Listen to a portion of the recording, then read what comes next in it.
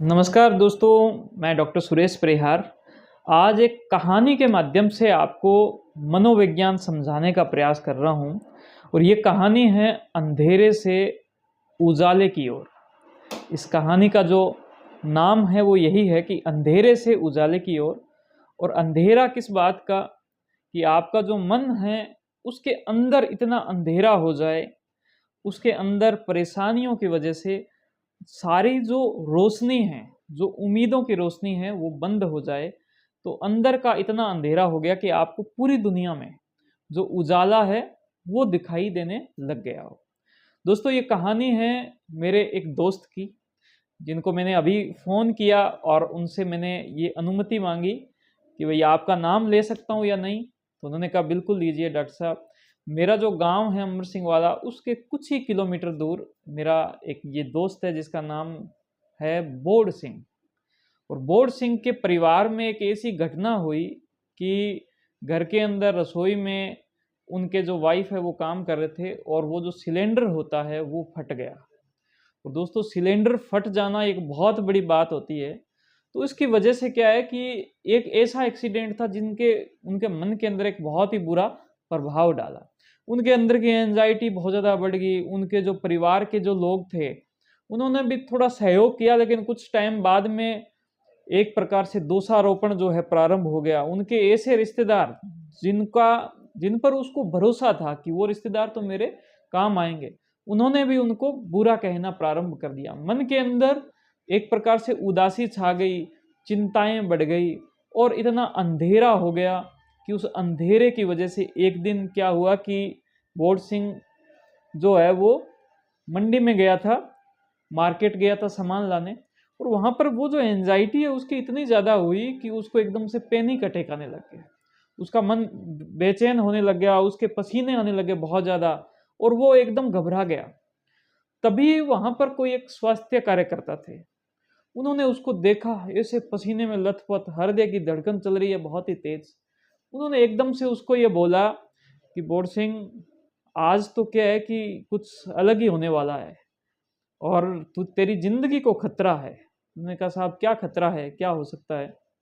उन्होंने कहा कि हमें मुझे तो ये लग रहा है तुझे हार्ट अटैक आने वाला है।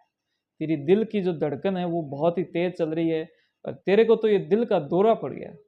दोस्तों, ये बात उसकी जो ऑलरेडी जो एंजाइटी थी, क्योंकि उसका पीछे जो परिवार था वो इतना ज़्यादा डिस्टर्ब था, इतने ज़्यादा परेशानी में था, उसकी एंजाइटी को इतना बढ़ा दिया कि उसके माइंड पर जो है बहुत ही ज़्यादा प्रभाव पड़ा। और वो अंधेरे के अंदर उस पूरी एक परेशानी के अंदर और ज़्यादा जूझने लग गया। उसके माइंड के अंदर ऐसे-ऐसे विचार आते, ऐसे-ऐसे नेगेटिव विचार आते, जिन विचारों की वजह से उसका जो मन है, वो बहुत ही ज़्यादा डाउन होने लग गया।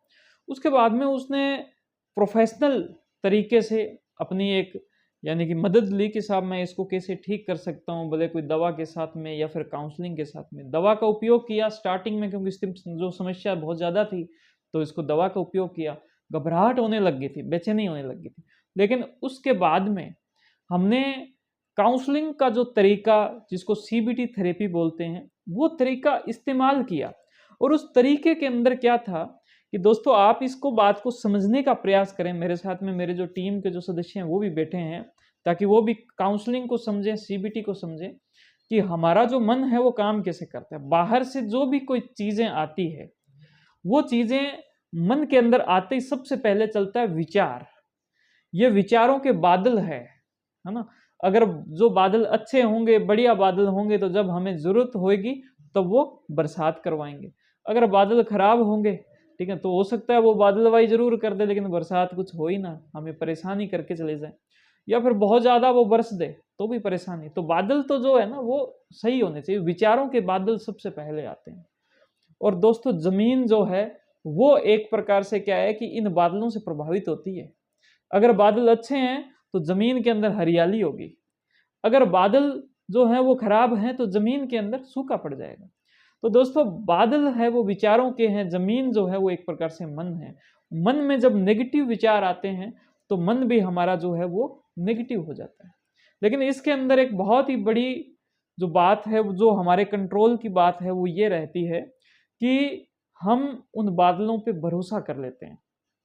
कि जो नेगेटिव बादल हमें दिखते हैं, नेगेटिव विचार हमें दिखते हैं, अगर हम भरोसा करेंगे तभी हमारे वो जो नेगेटिव विचार हैं वो हमारे मन को नेगेटिव कर पाएंगे। देखो ये जो इतनी भयंकर जो परिस्थिति थी, इसके अंदर नेगेटिव विचार आना तो लाजमी था, बहुत ही नेगेटिव, ये क्या हो वो क्या हो। लेकिन मेरे दोस्त ने उन नेगेटिव विचारों पे भरोसा किया, भरोसा करने से उसका मन जो है वो नेगेटिव हो गया। हमने उन नेगेटिव विचारों पे उसका जो भरोसा है उसको तोड़ दिया। हमने उसको फिर से उसका जो भरोसा है वो जिंदा किया कि दुनिया बहुत खूबसूरत है।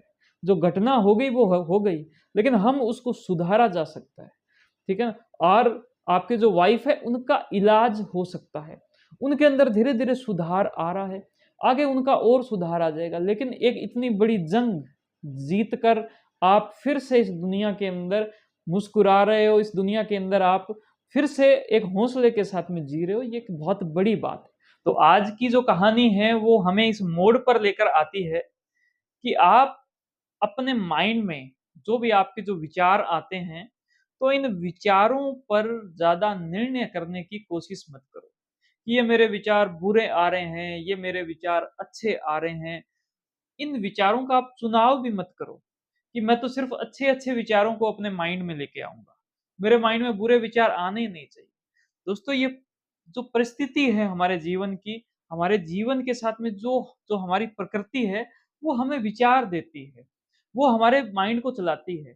आप जब विपरीत परिस्थितियों से घिरे हो, उस वक़्त आप विचारों की बजाय अपना जो मन है, उस मन के सहारे बैठो। आप अपने मन पर ध्यान दो कि हमारा मन ठीक कहाँ पर हो सकता है, कैसे इस मन को सँभाल लो। विचार जैसे भी आ रहे हैं, इन विचारों को अपने से दूर करने की, अलग करने की कोशिश करो। आप ये मानो कि आप और आपके जो विचार हैं, वो अलग हैं। हमारा विचारों पर नियंत्रण नहीं हो सकता, हमारा हमारे मन पर नियंत्रण हो सकता है। तो अगर आप इस प्रकार से करते हो और आप अपने विचारों पर भरोसा नहीं करते हो कि नेगेटिव विचार, बुरे विचार तो हमारे माइंड में आ रहे हैं, लेकिन ये जो विचार है, ये हमारे जीवन को प्रभावित नहीं करेंगे।